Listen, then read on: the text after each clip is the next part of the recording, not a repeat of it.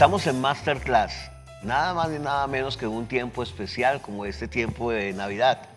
Y queremos compartir con ustedes, en el tiempo que nos estás viendo, acerca del significado de Navidad. ¿Por qué celebramos Navidad? Esta es una dinámica compleja a veces en medio de lo que vivimos en este mundo, porque hay personas que tienen unas interpretaciones sobre Navidad diversas, pero yo quisiera compartir con ustedes algo que puede ser significativo para nosotros. Quisiera en una parte introductoria decir lo siguiente. Es claro que para todos nosotros tendría que ser con mucha certeza que Jesús no nació el 25 de diciembre. Es evidente eso. Es claro también que hay tradiciones acerca de este tiempo que no pertenecen a la vida cristiana. A eso no le apuntamos. Eso no celebramos.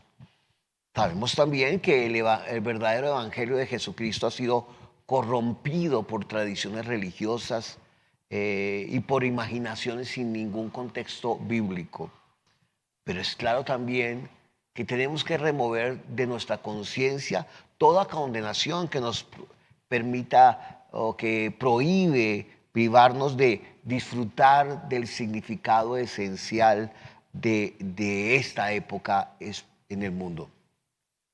Por ejemplo, Israel tenía 7 grandes fiestas descritas en la escritura, en el libro del Levítico, y luego se describen en otras escrituras. Pero para nosotros no son una celebración que tenemos que seguir. Son textos escritos en el Antiguo Testamento, pero que tienen una mirada profética de lo que Jesús hizo en las llamadas 4 fiestas de primavera, ya cumplidas en su primera venida, y las otras 3 fiestas de otoño que estarán por cumplirse cuando Jesús venga por su iglesia y luego cuando Jesús venga con nosotros. Navidad entonces también es no es adorar una figura o realizar algo. Eso constituiría un esquema idolátrico que es una obra de la carne. Pero tampoco tenemos una mentalidad el Grinch que odiamos la Navidad. No, de ninguna manera. No somos, no nos privamos de disfrutar esta época, pero tampoco hacemos alarde de esta época, dando nuestra vida por esta época en medio de imaginaciones de corte tradicional. ¿Qué podemos descubrir entonces en Navidad? ¿Dónde estará nuestro énfasis en esta época? Nuestro énfasis en esta época es descubrir el significado de lo que allí ocurrió, más bien de lo que ocurrió en el nacimiento de Jesús.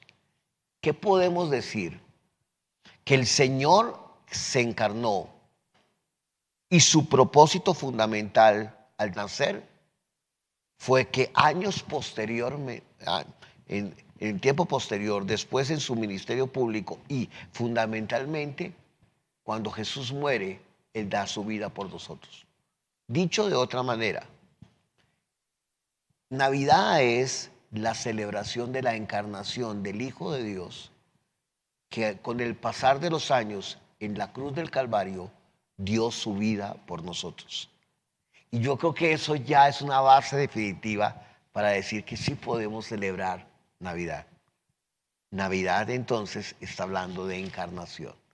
Yo quisiera compartir una escritura que está en el libro de Gálatas, en el capítulo número 4.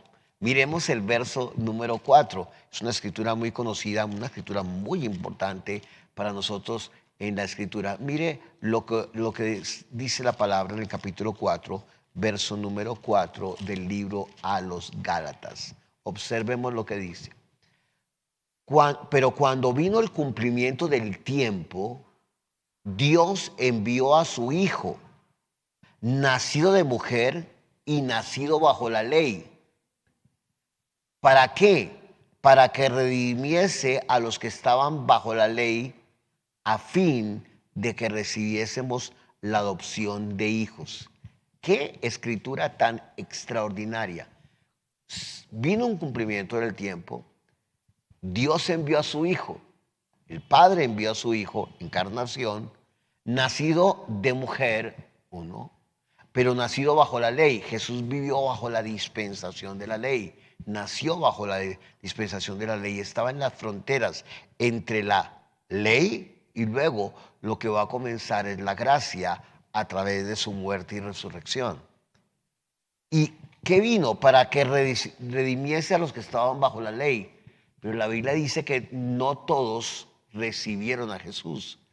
Dice, a lo suyo vino, dice Juan 1:12, 1:11 al 12, y los suyos no le recibieron, el pueblo de Israel. Pero a los que lo recibimos, a los que creemos en su nombre, capítulo 1, verso 12 de Juan, nos dio la potestad, el derecho legal de ser hechos hijos de Dios. Y el verso 13 dice, los cuales no son engendrados ni de carne, uno, ni de sangre, dos, ni de voluntad de varón, sino de Dios. O sea, ahora tenemos la adopción de hijos de Dios. Entonces, es en su obra sustitutiva, en su obra representativa y en su obra identificativa cuando nosotros podemos entender lo que sucedió cuando Jesús nació.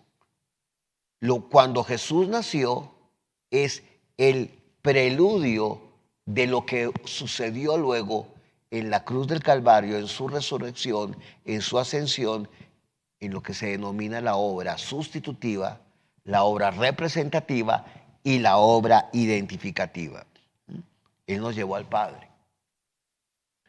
Es claro también que en la Biblia hay 4 capítulos, Mateo 1 y 2 y Lucas 1 y 2, que nos hablan expresamente de la infancia de Jesús, de los primeros años de Jesús, de lo que antecedió al nacimiento de Jesús, y son los llamados evangelios de la infancia, Mateo 1 y 2 y Lucas 1 y 2. Entonces hay 4 capítulos que nos van a hablar de esto. Pero yo quisiera referirme a una escritura profética del Antiguo Testamento que está en el capítulo número 9 del libro de Isaías. El capítulo número 9 del libro de Isaías. Miren lo interesante. Voy a leerlo de la Reina Valera 2015. Dice, sin embargo, no tendrá oscuridad la que estaba en angustia. En tiempos anteriores, él humilló la tierra de Zabulón y la tierra de Neftalí. Pero en tiempos posteriores traerá gloria a Galilea de los gentiles, camino del mar y al otro lado del Jordán. El pueblo que andaba en tinieblas vio una gran luz. A los que habitaban en la tierra de sombra de muerte, la luz les resplandeció. Le aumentaste la gente y le acrecentaste la alegría. Se alegrarán delante de ti como se alegran en la siega, como se gozan cuando reparten el botín. Porque como en el día de Madián, tú has quebrado el yugo que cargaba, la vara de su hombro y el cetro que lo oprime.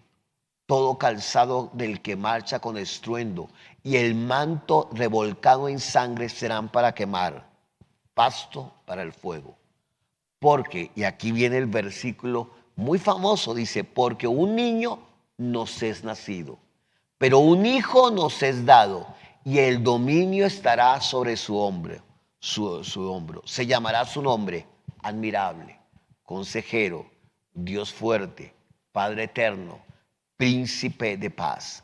Lo dilatado de su dominio y la paz no tendrán fin sobre el trono de David y sobre su reino, para afirmarlo y fortalecerlo con derecho y con justicia desde ahora y para siempre.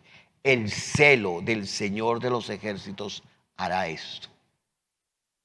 Entonces, ¿qué parece? ¿Qué pasa en esta escritura? El profeta Isaías vio en el Espíritu el resplandor de la gloria de Jesús. Él vio eso en Israel, evidentemente, pero lo que no pudo ver fue el periodo de la iglesia. Claro está. Pero esta escritura es preciosa y nos habla de nosotros ahora, pero nos habla también de la primera Navidad y de un periodo en el cual Israel va a reconocer al Mesías. O sea que hay 3 lecturas allí. Lo que la primera Navidad, la encarnación, nos habla a nosotros y lo que va a suceder también con Israel. Miremos algo sobre esta escritura rápidamente a nivel del contexto, capítulo número 9. Versículo número 1, el verso número 1 es muy especial, que dice: mas no habrá siempre oscuridad para la que ahora está en angustia, tal como la aflicción que le vino en el tiempo que livianamente tocaron la primera vez a la tierra de Zabulón y a la tierra de Neftalí, pues al fin llenará de gloria el camino del mar de aquel lado del Jordán, en Galilea de los gentiles. Todo esto tendrá que cumplirse en Israel, pero está diciendo que la oscuridad no siempre será permanente y que todo aquel que esté en angustia verá a la luz. Hay tierras que serán humilladas, pero habrá un tiempo en el futuro que la gloria de Dios llegará. Pero la gloria para nosotros ya llegó, se llama Jesucristo. Se acabó la humillación, se acabó la zozobra, la oscuridad y la desesperación. Llegó Jesucristo y eso celebramos en Navidad. Llegó el Mesías. El esperado llegó a la humanidad. Y observe que dice a la tierra de los gentiles. Y eso es lo que hablábamos a partir de Juan, capítulo 1, versos 11 al verso 13. Miremos el verso 2. Hay una gran declaración. El pueblo que andaba en tinieblas vio gran luz, y los que moraban en tierras de sombra de muerte, luz resplandeció sobre ellos. ¿Qué declaración? El pueblo que andaba en tinieblas, dice, vio gran luz. Ahora, dice que esa luz no emergió de nosotros, ni de ellos, sino que esa luz vino. No dice que del mundo salió una gran luz, no.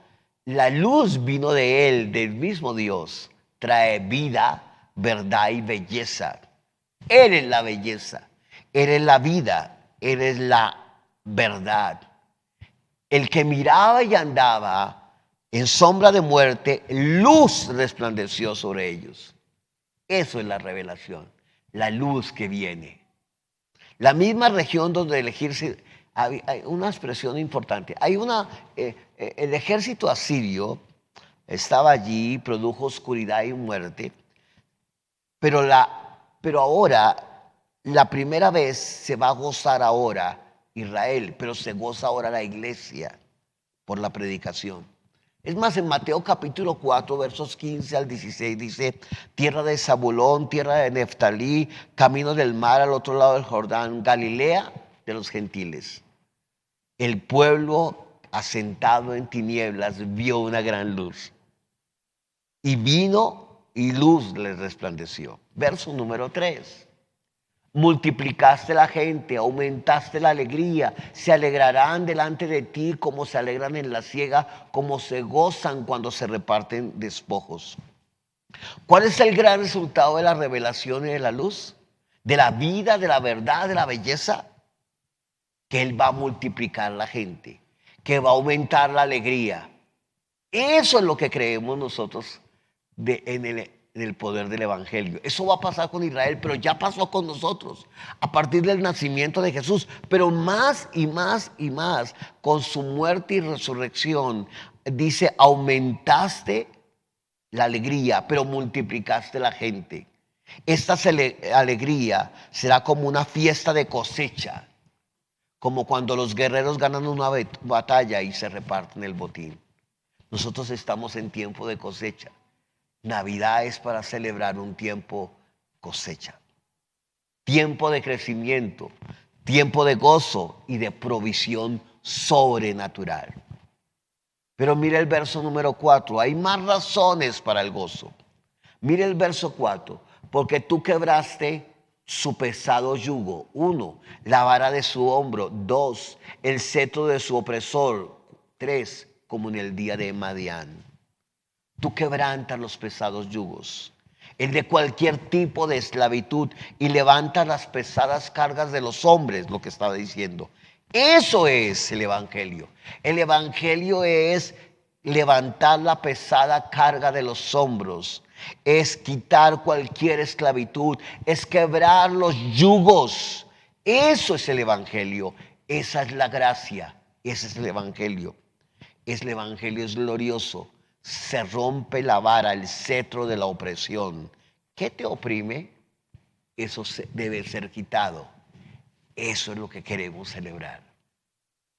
Pero mire el versículo número 5 y lo voy a leer de la Nueva Traducción Viviente. Dice, las botas de los guerreros y los uniformes manchados de sangre por la guerra serán quemados, serán combustibles para el fuego. ¿Qué está diciendo esto? Que Navidad ha de ser la antesala permanente, que cuando llega el Evangelio se acaba la contienda, se derriba la guerra, se levanta la paz y se levanta la armonía para aquellos que nacemos de nuevo. Eso celebramos. Y aquí aparece, como dije antes, el famoso verso número 6. Un niño nos es nacido, pero dice, el hijo nos es dado y el principado sobre su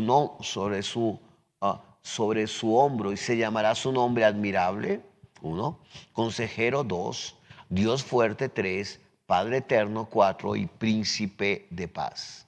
Escúcheme bien. El niño nació, pero el hijo nos fue dado. La alegría del nacimiento del niño no es el significado de la Navidad. Voy a volverlo a decir. La alegría del nacimiento del niño no es el significado de la Navidad. O sea, nosotros no adoramos al niño. Es que el hijo nos fue dado. Nosotros no tenemos relación con el niño, tenemos relación con el hijo que murió en la cruz, que fue sepultado, que está resucitado, que está sentado a la diestra del Padre, que ahora vive su portentosa vida en y a través de nosotros, cuando lo hemos recibido como Señor y Salvador. Por lo tanto, tenemos una relación con el Hijo y con el Padre por el poder del Espíritu Santo. Dice, el principado sobre su hombro. En otras palabras, el gobierno descansará sobre sus hombros. Qué declaración tan extraordinaria, pero también es una declaración profética de los últimos tiempos. Habla inclusive esa declaración del capítulo 9, verso 6, del arrebatamiento de la iglesia. Es decir, con la encarnación, Navidad, y hay un significado del arrebatamiento de la iglesia, y con el significado de la autoridad y el gobierno de Jesús por toda la eternidad. 3 cosas. Habla del nacimiento de Jesús, el arrebatamiento de la iglesia y la autoridad y el gobierno de Jesús por toda la autoridad. ¿Por qué? ¿Por qué podemos decir eso? Porque la Escritura dice que el velo suelto se colocaría sobre el hombro del novio y se realizaría una declaración. Y eso habla cuando la iglesia esté con Cristo allí en el arrebatamiento. Vendrá sobre el velo suelto, se colocaría sobre el hombro del novio y la novia finalmente le diría, la autoridad es tuya para siempre, porque siempre ha sido tuya. Era finalmente transferida. Entonces habla de tantos aspectos. Un niño nos es nacido.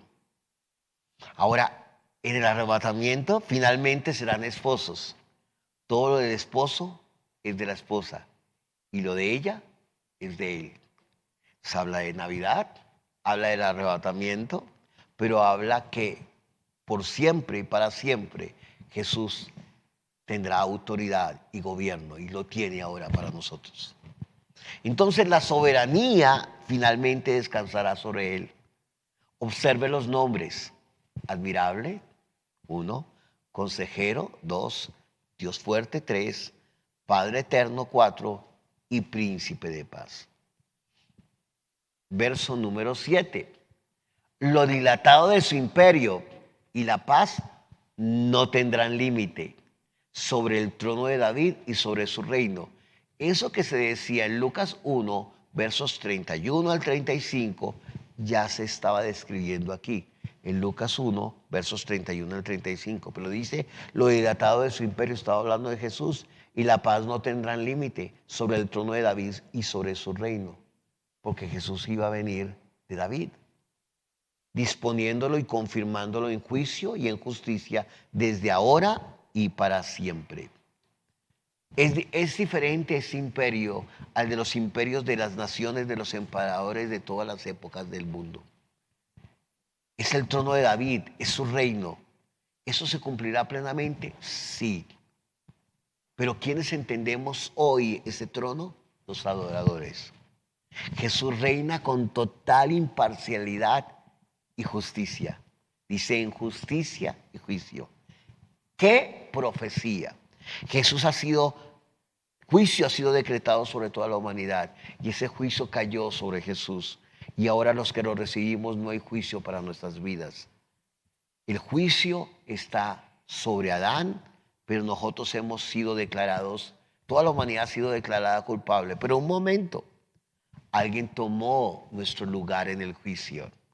Alguien tomó nuestro lugar. La justicia llegó, el juicio llegó y ahora nosotros vivimos en Cristo, quien es nuestra justicia y nuestra verdad.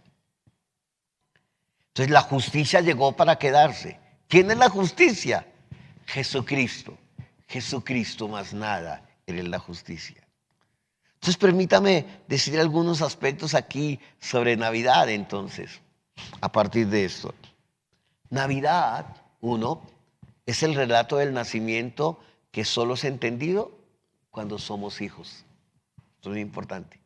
Navidad es el relato del nacimiento, descrito ahí en Mateo 1 y 2, Lucas 1 y 2, pero que solamente es entendido cuando el Hijo se nos es revelado al nacer de nuevo.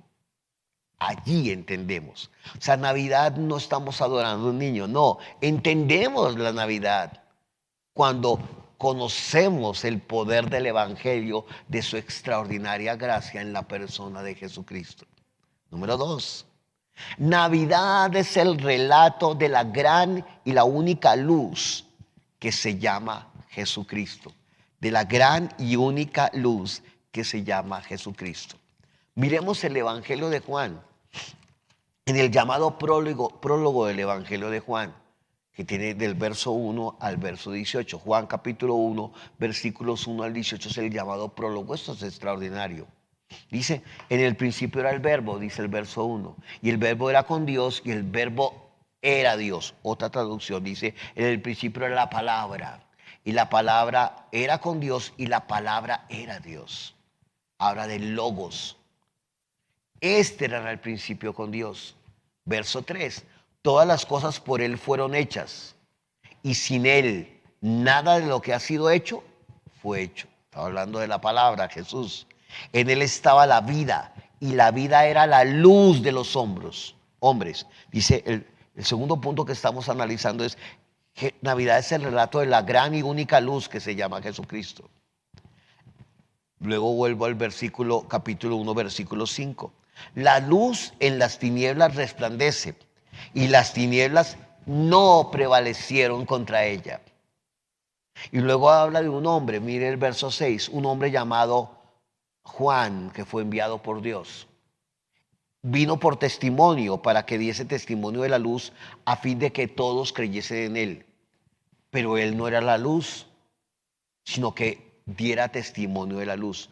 Pero el verso 9 dice, aquella luz verdadera que alumbra a todo hombre venía a este mundo. En el mundo estaba y el mundo fue hecho por él, pero el mundo no lo conoció. Y luego están los versículos que ya leímos antes. Vamos al verso 14. Mire todo lo que habla de la luz. Y aquel verbo, aquella palabra fue hecha carne.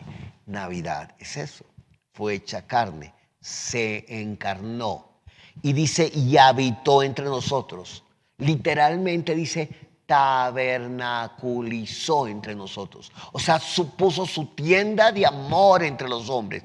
Eso es Navidad, que puso su tienda de amor entre los hombres. Amén. Y vimos su gloria, su doxa, su revelación, gloria como del unigénito del Padre. El niño nació, pero el Hijo nos fue dado, lleno de gracia y de verdad. ¿Lleno de qué? De gracia y de verdad. Juan dio testimonio de él. Juan dio testimonio de él.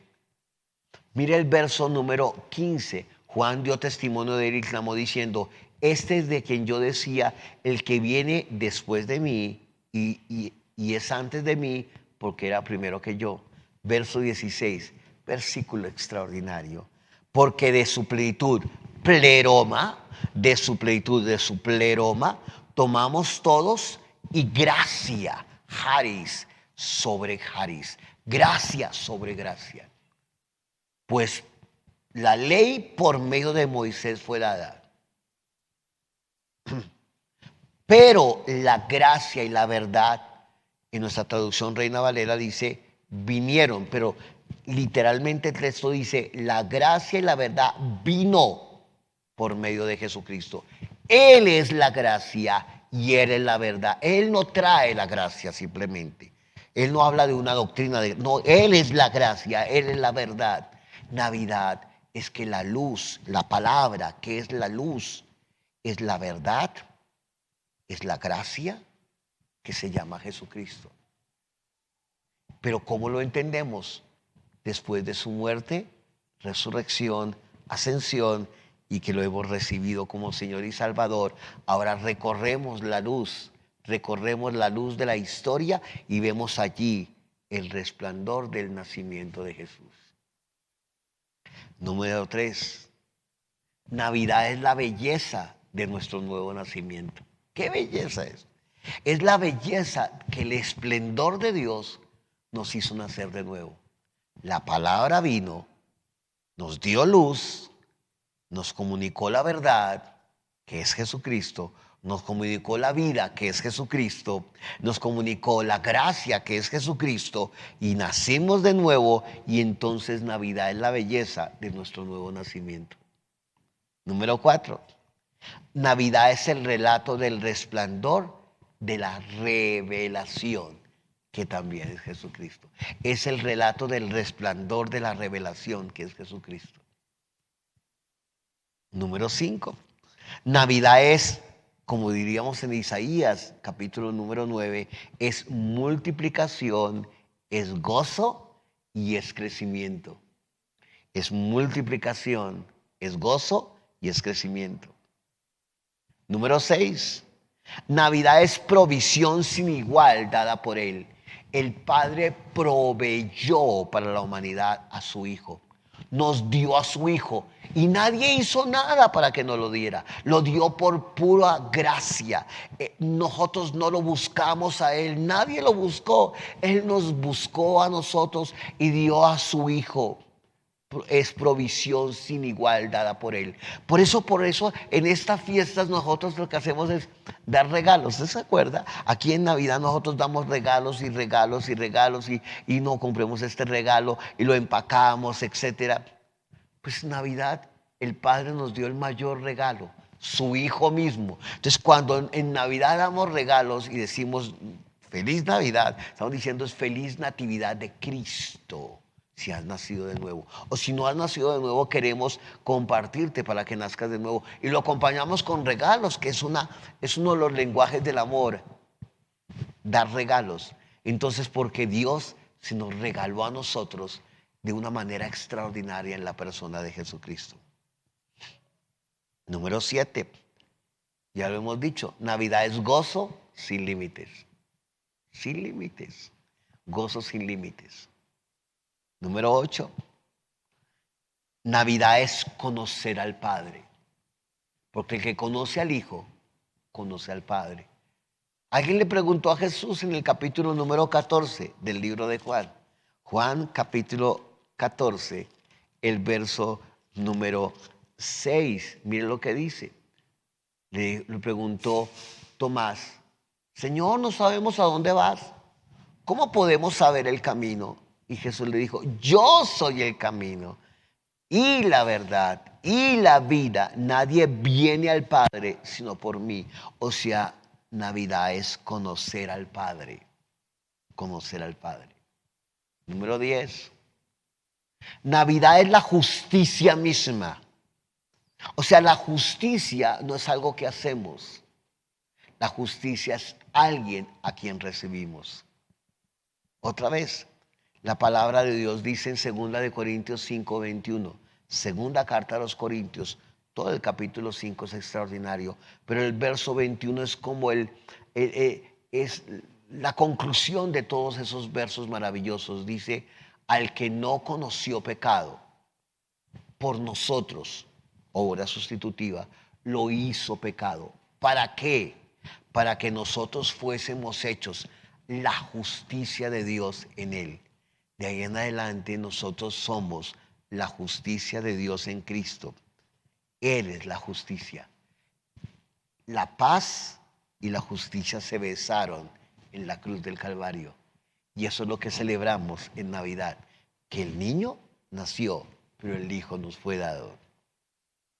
Entonces, el número 11, Navidad es encarnación. Mire el capítulo 1 del libro de Juan, verso número 18. Dice, a Dios nadie le vio jamás. El unigénito Hijo que está en el seno del Padre, Él le ha dado a conocer. Y lo juntamos otra vez con Juan 1:14. Y aquel verbo fue hecho carne. ¿Fue hecho qué? Carne. Y habitó entre nosotros y vimos su gloria, gloria como el unigénito del Padre, lleno de gracia y de verdad. Número 12. Navidad entonces es adoración. Adoramos al Padre, al Hijo y al Espíritu Santo. O sea, la adoración, en Navidad nosotros no adoramos un bebé. No, no, no, no, no, no. No hacemos ninguna obra religiosa. No, no, no, no. No tratamos de hacer ritos o tradiciones religiosas. No. Estamos pensando en el Hijo que se entregó por nosotros en la cruz. Adoramos al Padre, al Hijo y al Espíritu Santo. Número 13. Navidad es vivir bajo el poder de su nombre. Bajo el poder de su nombre. Y miren los nombres que hemos visto y que podemos volver a recordar allá en el profeta Isaías, capítulo número 9, el verso número 7. Capítulo 9, el verso 6, perdón. Un niño nos es nacido, recuerde, pero el Hijo nos es dado. Y el principado sobre su hombro, hablamos algo sobre el hombro. Y se llamará su nombre, el poder de su nombre. Él es admirable, 1. Él es consejero, 2. Él es Dios fuerte, 3. Es Padre eterno, 4. Es príncipe de paz. ¡Qué maravilla! ¿Y por qué podemos decir todo esto? Porque un día Jesús nació en un lugar llamado Belén, a 5 kilómetros más o menos de Jerusalén. ¿Qué pasaba en Belén? Belén significa casa del pan. Él es el pan de vida, describe el capítulo 6 del libro de Juan. Él es el pan de la vida. El que come de él nunca tendrá hambre. El que bebe de él nunca volverá a tener sed. Él es el que alimentó nuestras vidas y alimenta nuestras vidas con el poder de la palabra. La palabra se hizo carne y nos alimenta. Belén, además, era un lugar donde en las pesebreras preparaban los corderos para los sacrificios en el templo en Israel. En Miqueas 4:8, profeta Miqueas capítulo 4, verso 8, se dice que Jesús nacería en Belén. Era de la descendencia de David. Era el lugar dedicado otra vez para criar ovejas destinadas para hacer los animales en los sacrificios en el templo. Esas ovejas al nacer no tenían que tener ningún defecto, ninguna mancha, ninguna herida, ninguna laceración. 4 cosas. Eran envueltas en tiras de telas y colocadas en un pesebre. ¿No le parece a usted muy profético eso? Los pastores de aquel entonces vieron al niño en un pesebre. Un niño en un pesebre. Qué hermoso esto. Sin ningún defecto, sin ninguna mancha, sin ninguna herida y sin ninguna laceración. Y luego Jesús vivió su vida y fue perfecto. Pero ya en la cruz del Calvario, aquel que había nacido en Belén, aquel que había nacido en Belén, no tenía ningún defecto, ninguna mancha, pero fue herido por nosotros y fue lacerado por nosotros, fue golpeado por nosotros para cumplir la profecía del profeta Isaías en el capítulo 52, desde el verso 13 hasta el capítulo 53, versículo 12. Él es el Cordero inmolado, como dice Juan capítulo 1, verso 29, el que quitó el pecado. Era el Cordero inmolado. Jesús nació allí en Belén. Luego fue a Jerusalén en la fiesta de Pascua y murió como el único y suficiente sacrificio. Él fue el sumo sacerdote. Él fue el altar en la cruz. Ya no hay más altares. Y Él fue la ofrenda. Él fue todo. Estos animales eran preparados cuidadosamente y era la señal. Pero dice Isaías capítulo 7, verso 14 y Lucas 2, 12. Le dijo, miremos en Lucas capítulo número 2, verso número 12. Qué hermosa es la escritura. Qué poderosa es la escritura. Lucas capítulo 2, verso número 12. Dice, esto servirá como señal. Recuerde, señales había para ellos. ¿Cuál era? Hallaréis al niño envuelto en pañales, acostado en un pesebre. Y ya podemos entender lo que significa pesebre, entender lo que pasaba en Belén, entender lo que pasaba en la casa del pan, entender por qué eran allí preparados los animales para los sacrificios del templo. Y luego esta es una palabra profética que se cumplió allí, la señal, y luego en la cruz del Calvario, Él sería el Cordero inmolado. ¿Cómo quiero concluir esto en nuestro masterclass? Navidad es acerca de la humildad. Nada más contrario a Navidad que el orgullo, la soberbia, la prepotencia, la arrogancia, el egoísmo. Navidad es el triunfo de lo humilde. Cristo el humilde. Navidad es el único, es que Él fue el único limpio y sin defecto. Navidad es la verdad de la encarnación. Quisiera leer una escritura en 1 de Timoteo 3:16. Dice, Dios fue manifestado en carne. Navidad, encarnación. Justificado en el Espíritu, obra redentora, muerte, sepultura, resurrección. Visto de los ángeles, el único digno de adoración es Cristo. Predicado a los gentiles. A los judíos sí, pero no lo recibieron. A los gentiles y ahora somos la iglesia. Creído en el mundo. Por eso es tiempo en esta época de Navidad predicarle a las personas para que la gente crezca. Y recibido allí en gloria la ascensión, pero Él volverá por nosotros. Por eso en Navidad comemos el pan de vida, Cristo. Compartimos regalos, comemos sabroso, porque disfrutamos para recordar que el pan de vida se entregó por nosotros. Comemos en la casa del pan, estamos en familia, estamos con otros, hacemos comidas especiales, repartimos regalos, pero no olvidemos que el Hijo se repartió por nosotros y dio su vida.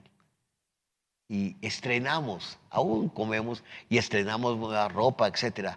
Aquí estrenamos nuestro corazón siempre, recordamos y nos gozamos. Navidad es el anuncio de una esperanza en medio de un mundo contaminado y desesperanzado. Es el tiempo de la esperanza. La gente vive tan desesperanzada que se contamina con licor, con excesos, con música, con algarabía, porque no han conocido a aquel que lo llena todo. Y permítame decir esto. Dice, gloria a Dios en las alturas, dice, y en la tierra paz, buena voluntad para con los hombres. Mucha gente traduce mal esa escritura y la gente dice, buena voluntad a los hombres de buena voluntad. Nunca la Biblia dice eso. a los hombres de buena voluntad, no. La buena voluntad es de Dios para con los hombres. Esa es la Navidad. Gloria a Dios en las alturas y en la tierra paz, buena voluntad de Dios para con los hombres. La voluntad de Dios se llama Jesucristo. Navidad una vez más es guardar las cosas, meditándolas en el corazón, como lo hizo María, su mamá. Navidad es el triunfo de la presencia de Dios ahora para nosotros. La presencia es cara a cara. Presencia en griego es prosopón, es mirar cara a cara, con total claridad. Ahora es Dios con nosotros. Mateo 1:23 dice, Dios con nosotros. Podemos verlo cara a cara. Es una continua experiencia de su conciencia, de tener conciencia ahora en el Espíritu, que somos hijos, que somos amados, que somos la justicia de Dios. Navidad es glorificar y alabar a Dios con gran gozo. Es entregar la mejor ofrenda a aquel que es la ofrenda. Le entregaron 3 ofrendas. Oro, Él es Dios. Y ahora participamos de la naturaleza divina. Incienso, Él es Dios. Adoración, exaltación, Él es nuestro único aroma agradable ante el Padre. Habla que nuestras oraciones suben también ante el Padre. Y mirra. Mirra era usada para ungir los cuerpos para la sepultura. Ya era un mensaje profético. La mirra es muy amarga al paladar, pero muy dulce al olfato. El Señor tomó la copa amarga de la muerte y nos dio lo dulce de la salvación. Lo amargo para Jesús se convirtió en lo dulce para nosotros. Sus sufrimientos en la cruz fueron muy amargos, pero su sacrificio subió como un aroma agradable al Padre. Y allí al morir prepararon su cuerpo para la sepultura en una tumba nueva. Toda su vida fue profética. Navidad es celebrar el triunfo de la vida sobre la muerte que se ejecuta en la resurrección. Qué bueno que usted pueda celebrar Navidad teniendo en cuenta todo esto que hemos querido compartir en este masterclass. Que podamos disfrutar y feliz Natividad.